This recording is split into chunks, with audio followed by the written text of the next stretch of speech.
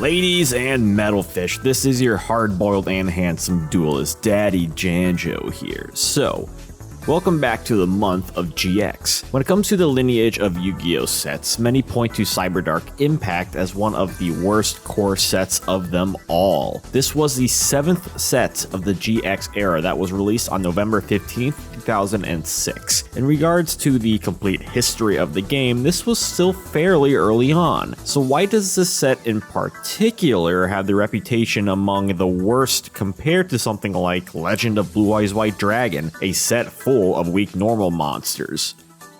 Impact introduced a few new elements to the game, the Allure Queen and Cyberdark archetypes, in addition to the Barrier Statue and Vanities series of cards.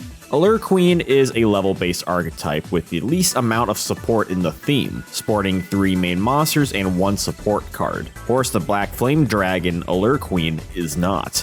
Cyberdarks are a sub-archetype of the popular Cyber Dragon archetype that consists of dark machine monsters. With Cyberdark Dragon being the cover card, you expect something more powerful from this new line. Essentially, they were uniquely not union monsters meant for being a beater. Their boss monster is the same, but even bigger. At this point in the game, you needed more than this to make any, well, impact.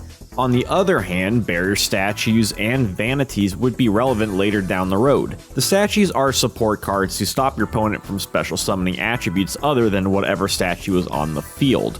Vanities had a similar special summoning prohibition, just with monsters with higher attack and a tribute summoning cost. Arguably the best tribute monsters since Monarchs. I'd say those are good additions to the card pool.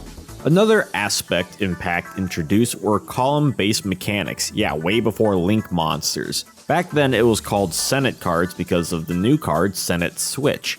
This continuous spell lets you move a monster on your field to an unoccupied monster's zone. Blasting Fuse would work alongside this too. Another mechanic Impact would bring forward would be Chainlink cards. Cards like Accumulated Fortune, Mystical Wind Typhoon, and Lightning Punisher would make for quite a unique playstyle. Chain Strike in particular would make a powerful burn card that would quickly see itself on the limited list. To this day, it has never been unlimited.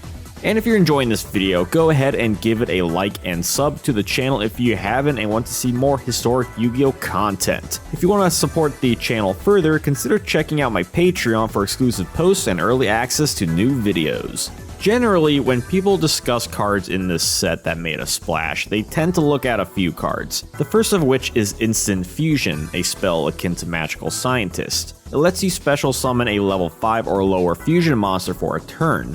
While it can't attack, you can still make use of the monster's effect like Thousand Eyes Restrict.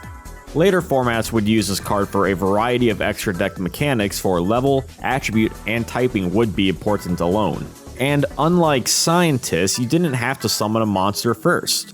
And once per turn clause would hardly be a drawback considering what you could get out of this card. Another great card from Cyberdark Impact was Snip Hunter. While not played anymore given the current game philosophy, at the time you had a low-level monster that filled a void Breaker the Magical Warrior left. You had to discard a card to activate its effect, yet sometimes that would be in your favor if you sent cards like Treeborn Frog, Disc Commander, or Malicious. Hunter's effect was ultimately random, but thankfully the odds were in your favor and it was not once per turn. This was a solid deck inclusion for its time.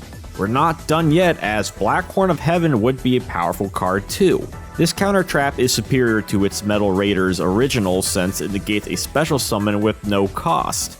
As special summoning would become more prevalent in the game and the speed keeping at a reasonable pace, Horn would only grow in utility with its peak being in 2014.